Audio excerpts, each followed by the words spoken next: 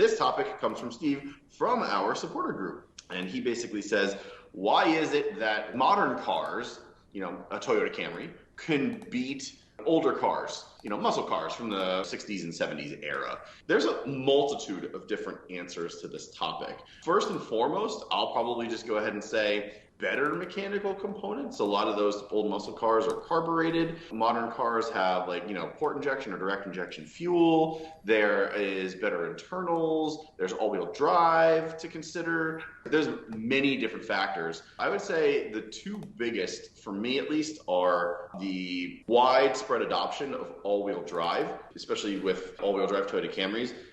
Toyota Camrys launch off the line really, really well with all-wheel drive. If you haven't been in one recently, like a modern one, like 2020, 2021, 2022, they're pretty quick, honestly, and especially the ones with like 300 plus horsepower on them. Also, a big part of this that a lot of people I don't think consider is rubber. With a lot of old school muscle cars, if you're talking stock for stock, now we're not talking like big, huge builds. We're talking like when the muscle car was stock versus the Toyota Camry now that's stock. There were less advances in rubber in the 1960s and 70s than there are now. You also get more contact patch of the road in some cases with the Toyota Camry because it's a different level of tire. There's less sidewall, there's more grip, there's more sidewall on the older tires, they're more narrow.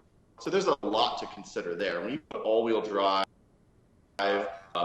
rubber, like appropriate rubber together, you have a very good recipe for, being a world-beating kind of thing. Other than that, there's just a lot of other things that have gone on with cars that make them better. These mechanical bits, fueling, differentiation of drive shafts, gearing, any number of things. Chad, what about you? What were you thinking about on this topic? I'm sure I hit on a couple of them. Okay, so first and foremost, power is power, whether it's carbureted or fuel injection. If you're making I'm just saying like stock.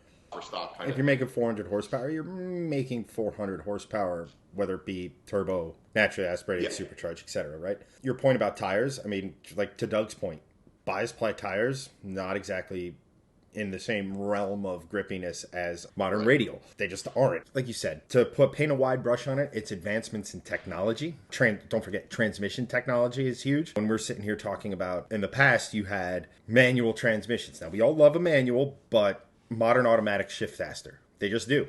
And they have more gears, whether it be 6, 7, 8, 9, in some cases 10 gears.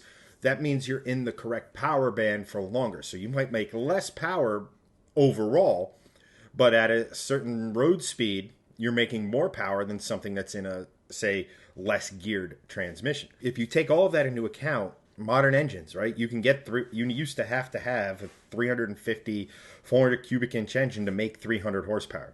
Now a 3-liter or a 3.5-liter 6-cylinder will do the job. There's so many different things. Suspension, we're not on leaf springs anymore, for example. The way that it's transferred, better limited slip diff technology, lighter components. Everything is just better now to where I was looking at it and actually looked up what the fastest Camry 0 to 60 is, and it's like 5.6 or something like that. To put that in perspective, this is quick. That is a tenth of a second faster than a 1968 Corvette with a 427 under the hood. And we're not going to sit here and say that the Camry's lighter or any of this stuff, because fiberglass bodied Corvette, significantly lighter. It's the endless march of progress, right? If you wanted to make a phone call back in the 60s, it was Yep. Now I have this, right? And not to mention, this is to an order of a significant magnitude more powerful than the computer that was in the Apollo spacecrafts. We sent men to the moon with a fraction of the computing power that you now hold in your pocket. When you start to sit here and think about just where we are today, where we're going tomorrow, just think about it, right? How long people are going to have this conversation 10, 20, 30 years from now and talk about why, your family runabout can go 0 to 60 in sub 3 seconds because of electric cars, right? I think the biggest factor is the transmission and the tires, but you can't you can't just look past just where the car was and what it is today. One last thing I'll say before we get into it. Yes, I mentioned the Corvette, which is obviously a bespoke sports car. Back in the 60s, it just was. But pretty much every other muscle car in the 60s was some form of family car with a enormous engine put in it. The Dodge Charger was a huge, full-size car with a massive back seat that they were like, I have this 426 Hemi over here sitting doing nothing. Let me just throw it in that. The Mustang famously was a Ford Falcon with a different body. The GTO was basically, I think, a Pontiac Le Mans with a big engine in it. You know, and you can go on and on and on down the list. And then you end up with a Camry. It's a family sedan. You know, they can put in the quote-unquote hot motor into it, which is not all that hot or exciting. But you're comparing almost apples to apples. It's just that car designers and manufacturers of today don't really see the sales benefit of throwing the biggest possible engine they have into, say, a Camry.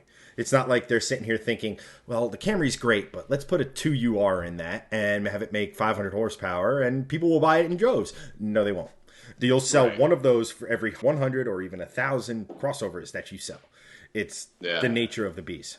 It's an interesting point you bring up, and I've had this argument, while we're on the topic really quick with a bunch of people, is I always keep saying that AMGs and M cars and Audi RSs and S's to a certain extent are basically the European muscle car equivalent of old school muscle cars, and everyone's like, no, they're more refined and blah, blah, blah. But I always go back to the exact argument you just made, which is like the whole idea of muscle cars was it's a family car with a big freaking engine in it.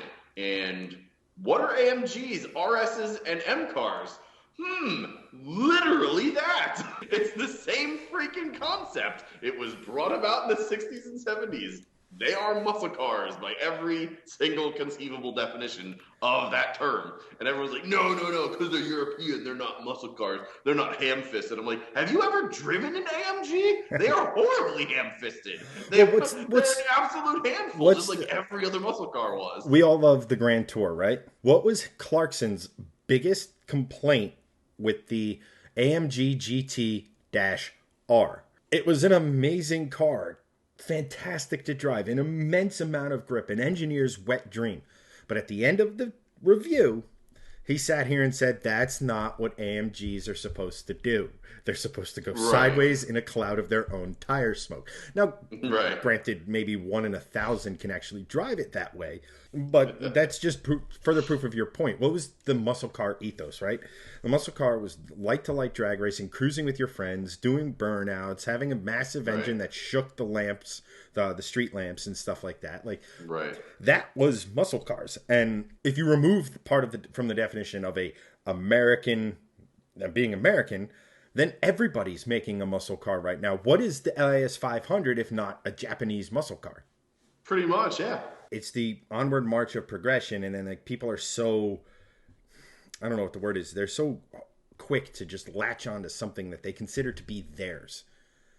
And nobody else can have it. Well, if that's the definition, then the Corvette never exists. Because a sports car was an inherently European thing before the Corvette came along here and stuff like that. Just to put a kind of bow tie on it, march of progress, right? Like, it's just inevitable. Things today are better than they were 50 years ago. And things 50 years from now, assuming we haven't nuked ourselves into a coma, will be better than they are right now.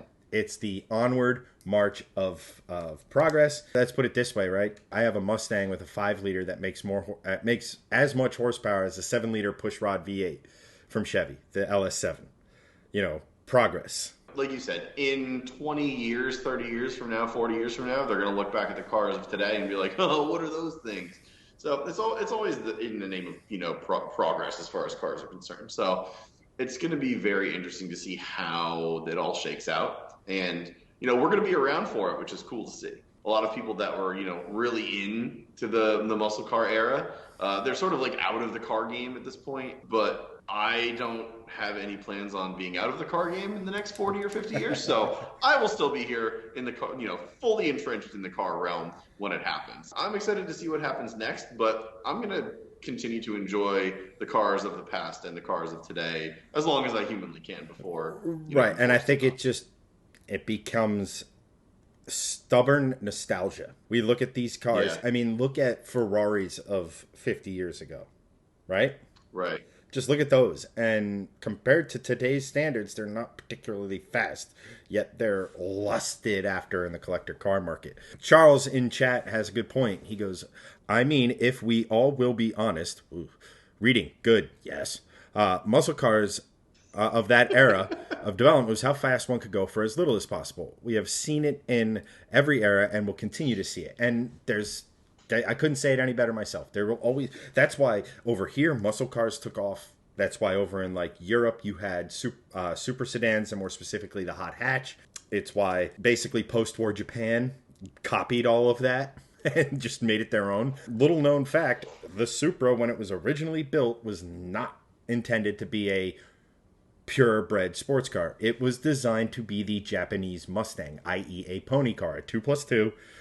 Have some weight to it so it rode really well, and then have just power, which it check, and also check. Lesser Logic, what's going on? Welcome.